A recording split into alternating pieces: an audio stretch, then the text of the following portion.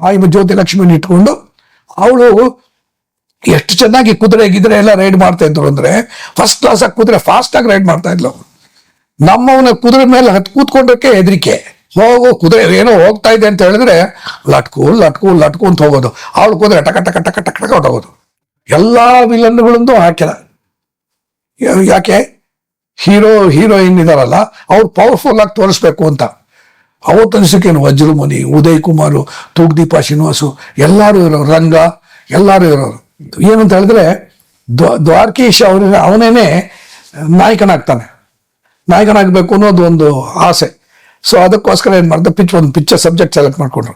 ಏನು ಅಂತ ಹೇಳಿದ್ರೆ KSR ದಾಸ್ನ ಇಟ್ಕೊಂಡಿದ್ದಾನೆ ಕೌಬಾಯ್ ಪಿಕ್ಚರ್ ಮಾಡೋದು ಅಂತ. ಅದಕ್ಕೆ ಹೆಸರೇನು? ಕೌಬಾಯ್ ಕುಳ್ಳ ಅಂತ. ಬಹುಶಃ ಇಲ್ಲಿಂದಾನೇ ಎಲ್ಲ ಕುಳ್ಳ ಸೀರೀಸ್ ಬಂದಿರಬೇಕು ಅಂತ ಕಾಣಿಸುತ್ತೆ, ಕೌಬಾಯ್ ಕುಳ್ಳ. ಬಟ್ ಇವ್ರು ನೋಡ್ದ ತಾನು ಕೌಬಾಯ್ ಕುಳ್ಳ ಅಂದರೆ ಇದೆಲ್ಲ ಕ್ಯಾಶ್ ಆಗಬೇಕಲ್ಲ, ಕಮರ್ಷಿಯಲಿ ಕ್ಯಾಶ್ ಆಗೋದಾಗೆ ಅಂದಿದ್ದಾನೆ. ಅವತ್ತೊಂದು ದಿವಸಕ್ಕೆ ಜ್ಯೋತಿ ಲಕ್ಷ್ಮಿ ತೆಲುಗಲ್ಲಿ very popular and powerful action heroine and also a commercial dancer, cabaret ಡ್ಯಾನ್ಸರ್ಗಳು ಅವರೆಲ್ಲ. ಅವಾಗೆಲ್ಲ ಹೇಗೆ ಅಂತ ಹೇಳಿದ್ರೆ 2 ದಿವಸ 3 ದಿವಸಕ್ಕೆ ಒಂದು ಡ್ಯಾನ್ಸು, 3 ದಿವಸಕ್ಕೆ ಒಂದು ಡ್ಯಾನ್ಸ್ ಅಂದರೆ ನಮ್ಮ ಕನ್ನಡದಲ್ಲಿ ನಾವು 25,000 30,000 ರೂಪಾಯಿ ಕೊಡ್ತಾ ಇದ್ವು. ಏನ್ ಕರೆಕ್ಟಾಗಿ ಬರ್ತಾರೆ ಅಂದ್ರೆ ಕ್ಯಾಬರೆ ಡ್ಯಾನ್ಸರ್ಸ್ ಎಲ್ಲಾನು 2 ದಿವಸ 3 ದಿವಸ ಡೇಟ್ ಕೊಟ್ಟರು ಅಂದ್ರೆ ಎಷ್ಟೊತ್ತಿಗೆ ನೀವು ಶೂಟಿಂಗ್ ಬೇಕು, ಬೆಳಿಗ್ಗೆ 7 ಗಂಟೆಗೆ ಬೇಕು ಅಂತ ಹೇಳಿದ್ರೆ ಅವರು 4 ಗಂಟೆಗೆ 3 ಗಂಟೆಗೆ ಎದ್ದು ಮೇಕಪ್ ಮಾಡ್ಕೊಂಡು ಡ್ರೆಸ್ ಮಾಡ್ಕೊಂಡು ಏನ್ ಮಾಡ್ಕೊಂಡಿದ್ದಾನೆ ನೀವು ಹೇಳಿದ ಟೈಮಿಗೆ ಕರೆಕ್ಟಾಗಿ ಬಂದ್ಬಿಡ್ತಾರೆ. ನೀವು ಬರ್ಬೇಕಷ್ಟೇ, ನಾವು ಹೆಚ್ಚು ಕಮ್ಮಿ ನಾವು ಬರ್ತಾ ಇರ್ಲಿಲ್ಲ.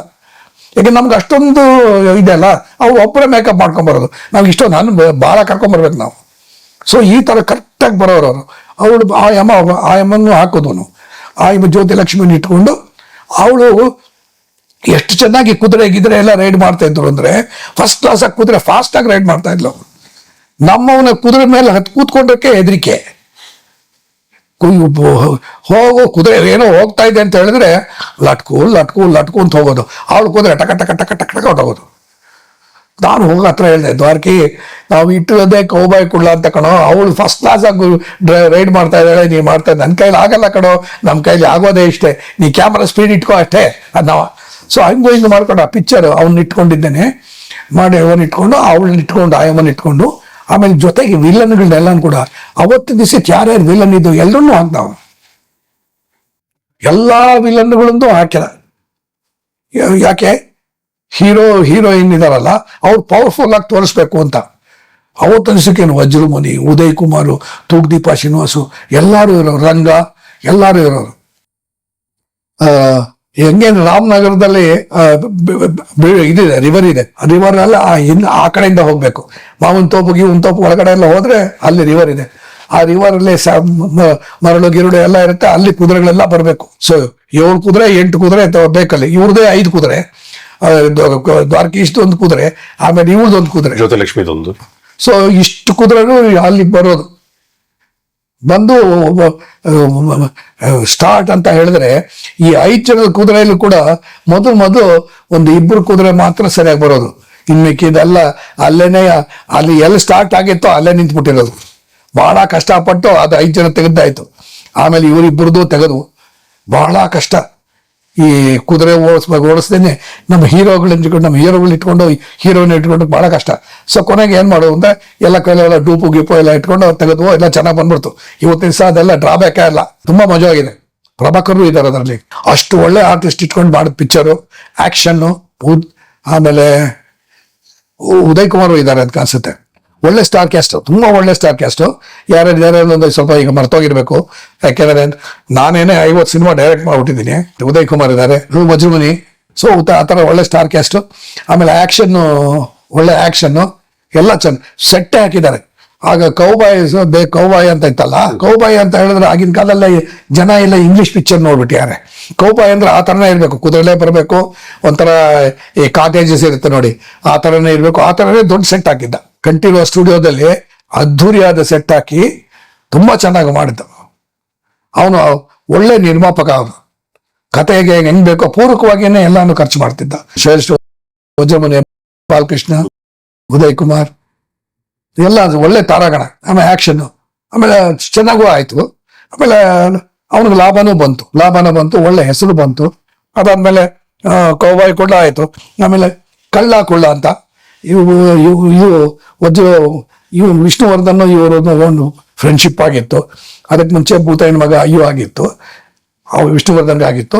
ಆಮೇಲೆ ಅವರು ವಿಷ್ಣುವರ್ಧನ್ ದ್ವಾರಕೀಶ್ ಕೂಡ ಬೇರೆ ಬೇರೆ ಸಿನಿಮಾ ಎಲ್ಲ ಮಾಡಿದ್ರು.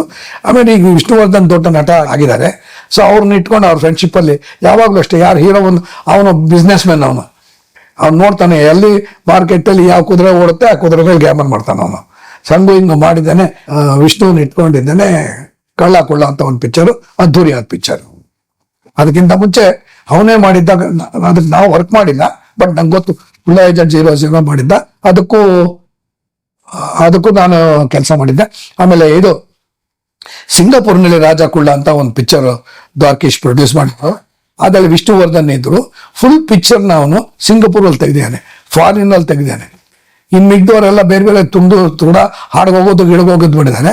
ಆಮೇಲೆ ನಂತರ ಅದರಲ್ಲಿ ಅಂಬರೀಷ್ ಹಾಂಗ್ಕಾಂಗ್ನಲ್ಲಿ ಏಜೆಂಟ್ ಅಮರ್ ಅಂತ ಮಾಡಿದ್ರು. ಬಟ್ ಇದು ಫುಲ್ ಪಿಕ್ಚರ್, ಇದು ಸಿಂಗಾಪುರ್ ರಾಜ ಕುಳ್ಳ ಅಂತ. ಮ್ಯೂಸಿಕಲ್ ಹಿಟ್ಟು, ಆಕ್ಷನ್ ಚೆನ್ನಾಗಿತ್ತು, ಎಲ್ಲಾನು ಚೆನ್ನಾಗಿತ್ತು. ಅಂಡ್ ಒಳ್ಳೆ ಹೆಸರು ಬಂತು ಇದು ಸಿಂಗಾಪುರ್ನ ರಾಜ ಕುಳ್ಳ. ಆಮೇಲೆ ಈ ಕುಳ್ಳನೂ ಮಾಡಿದ್ರು, ಅದನ್ನು ಕೂಡ ಅದ್ದೂರಿಯಾಗಾಯಿತು. ಒಳ್ಳೆ ಆಕ್ಷನ್ ಸಿನಿಮಾ. ಆಮೇಲೆ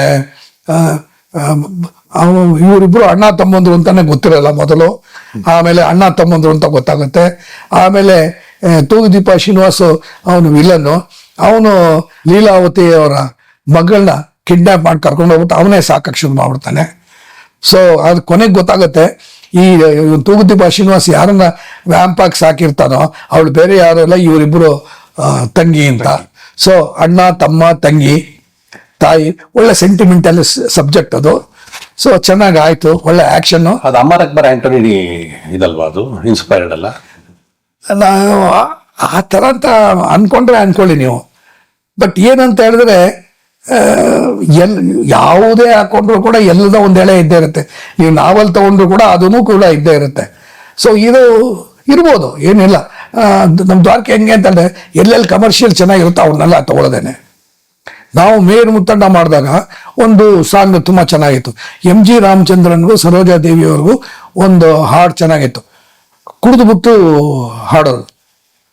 ಸೊ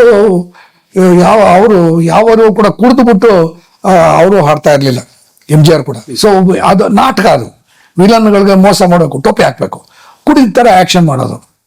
ಅದೇ ಥರ ನಮ್ಮ ಮೇರು ಮುತ್ತಣ್ಣಲ್ಲೂ ಕೂಡ ರಾಜ್ಕುಮಾರು ಆಮೇಲೆ ಭಾರತಿಗೆ ಒಂದು ಹಾಡಿದೆ, ಕುಡಿದುಬಿಟ್ಟು ಹಾಡಂಗೆ. ಬಟ್ ಕುಡ್ದಿಲ್ಲ ಅದು. ಹಾವಿಗೆ ಮುಗಿಸಿ ಉಂಟು ನಿನ್ನೆ ನನ್ನೇನುಂಟು, ಆ ಥರದ್ದೊಂದು ಹಾಡು. ಸೊ ಆ ಥರ ಅದಲ್ಲಿ ಹಂಗೆ ಮಾಡಿತ್ತು ಆ ಪಿಕ್ಚರ್. ಆಮೇಲೆ ಅಫ್ಕೋರ್ಸ್ ಅದು ಚೆನ್ನಾಗಾಯ್ತು ಅದು. ಆಮೇಲೆ ಇಲ್ಲಿ ನಾವು ಸಿಂಗಾಪುರ ರಾಜ ಕುಳ್ಳ ಚೆನ್ನಾಗಾಯ್ತು. ಇದು ಕುಳ್ಳನೂ ಸಖತ್ತಾಗಿ ಆಯಿತು. ಎಲ್ಲನೂ ಹಾಡುಗಳು ಚೆನ್ನಾಗಿತ್ತು, ಎಲ್ಲ ಚೆನ್ನಾಗಿತ್ತು. ಆಮೇಲೆ ಹೇಳಿದೆ ನನ್ನ ಟ್ರಯಲ್ ನಿರ್ದೇಶನ ಕೂಡ ಈ ಪಿಕ್ಚರ್ಲಿಂದ ಒಂದು 15 ದಿವಸ ಮಾಡಿದ್ದು, ಒಂದು ಧೈರ್ಯ ತಂದು ಕೊಟ್ಟಿದ್ದ ಚಿತ್ರ ಇದು. ನಮಗೂ ವಿಷ್ಣುವರ್ಧನ್ ಅವ್ರಿಗೆಲ್ಲನೂ ಕೂಡ ಒಂದು ರೀತಿ ನೆಂಟಸ್ಟ್ಗೆ ಬಿಡೋಕ್ಕೆ ಶುರು ಆಯಿತು. ಇದಾಯಿತು. ಆಮೇಲೆ ನಾನು ಹುಣಸೂರು ಹತ್ರನೂ ಕೆಲಸ ಮಾಡ್ತಾ ಇದ್ದೆ. ಆಮೇಲೆ ಹುಣಸೂರನ್ನು ಇಲ್ಲಿ ಹೊರಗಡೆ ಬೇರೆ ಬೇರೆ ಪಿಕ್ಚರ್ ಮಾಡಿದ್ಮೇಲೆ ಏನಾಗೋಯ್ತು ಅಂದರೆ ಹುಣಸೂರು ಕೃಷ್ಣಮೂರ್ತಿ ಅವ್ರ ಜೊತೆ ನಾನು ಕೆಲಸ ಮಾಡೋದು ಕಮ್ಮಿ ಆಗೋಗ್ಬಿಡ್ತು. ಅವರು ಏನೇನೋ ಯಾವುದೋ ಮಾಡ್ಕೊಳ್ಳೋದು ಹೋಗ್ತಾ ಇದ್ರು, ನಾನು ಆ ಕಡೆ ಗಮನ ಕೊಡ್ತಾ ಇರಲಿಲ್ಲ. ಆಮೇಲೆ ಒಂದು ಪೀರಿಯಡಲ್ಲಿ ಜಗಮೆಚ್ಚಿದ ಮಗ ಅಂತ ಒಂದು ಪಿಕ್ಚರು, ಅದು Rajkumar, Bharati, MP Shankar, MV Rajamma, KS Ashwath, ಒಳ್ಳೆ ಸ್ಟಾರ್ ಕ್ಯಾಸ್ಟ್. ಆಮೇಲೆ ಅದು ಕೂಡ ಒಂದು ಭಾವನಾರಾಯಣ ಅಂತ ಪ್ರೊಡ್ಯೂಸರು, ಅವರು ಕೂಡ ಏನು ಮಾಡಿದ್ರು ಅಂತ ಹೇಳಿದ್ರೆ ಒಂದು ಇಂಗ್ಲಿಷ್ ಪಿಕ್ಚರ್ ಬೇಸ್. ಒಬ್ಬ ಮಹಾರಾಜ ಇರ್ತಾನೆ, ಆ ಮಹಾರಾಜನ ಅವನಿಗೊಂದು ಮ್ಯಾಜಿಕಲ್ ಸ್ವರ್ಡ್ ಇರುತ್ತೆ. ಆ ಸ್ವರ್ಡು ಯಾವಾಗ ತೆಗೀತು ಅಂತ ಹೇಳಿದ್ರೆ ಅಪಾರವಾದ ಶಕ್ತಿ ಬರುತ್ತೆ ಇಂಗ್ಲಿಷ್ ಪಿಕ್ಚರಲ್ಲಿ. ಆ ಪಾಯಿಂಟನ್ನು ಈ ಭಾವನಾರಾಯಣ ಅವರು ಕಥೆನ ಅಲ್ಲಿ ಇಲ್ಲಿ ಕದಿಯೋದು ಜಾಸ್ತಿ. ಅವರು ಎಲ್ಲೆಲ್ಲಿ ಒಳ್ಳೊಳ್ಳೆ ಪಾಯಿಂಟ್ ಇರುತ್ತೆ, ಆ ಪಾಯಿಂಟ್ ತೆಗೆದಿದ್ದಾನೆ ಒಂದು ಸ್ಟೋರಿ. ಅವಾಗೆಲ್ಲ ಒಂದು ಸ್ಟೋರಿ ಇದೇ ಇಟ್ಕೊಂಡು ಒಂದು ಸ್ಟೋರಿ ಡಿಪಾರ್ಟ್ಮೆಂಟ್ಗಳು ಒಂದು 4-5 ಜನ ಅವ್ರನ್ನ ಇಟ್ಕೊಂಡು ಡಿಸ್ಕಷನ್ ಕರೆಯೋದು, ಇದು ಮಾಡ್ಕೊಡೋ ಅದು ಮಾಡ್ಕೊಡೋ ಇದು ಮಾಡ್ಕೊಡೋ ಅನ್ನೋದು. ಸೊ ಈ ಥರದಲ್ಲಿ ಈ ಪಾಯಿಂಟ್ನ ಅವ್ರು ಇಟ್ಟಿರೋದಲ್ಲಿ. ಸೊ KS ಅಶ್ವತ್ಥನ ಜೈಲಿಗೆ ಹಾಕ್ಬಿಟ್ಟಿರ್ತಾರೆ. ಆಮೇಲೆ ಇವನ್ನ ಮಹಾರಾಣಿಯಾಗಿದ್ದ ರಾಜಮ್ಮನ, ಆಮೇಲೆ ರಾಜ್ಕುಮಾರ್ನ ಎಲ್ಲರೂ ಜೈಲಲ್ಲಿ ಇಟ್ಬಿಟ್ಟಿರ್ತಾರೆ.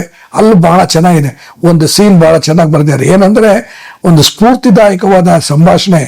ಅದು ಹೇಳ್ತಾ ಇದ್ದಂಗೆನೆ ನಾಯಕ ಆ ಸ್ಫೂರ್ತಿದಾಯಕವಾದ ಸಂಭಾಷಣೆ ಕೇಳಿ ಆ ಚೈನ್ನ ಕಿತ್ಕೊಂಡು ಬಂದಿದ್ದನ್ನೇ ಫೈಟಿಂಗ್ ಮಾಡೋದು, ಅದು ಅದ್ಧೂರಿಯಾದದು.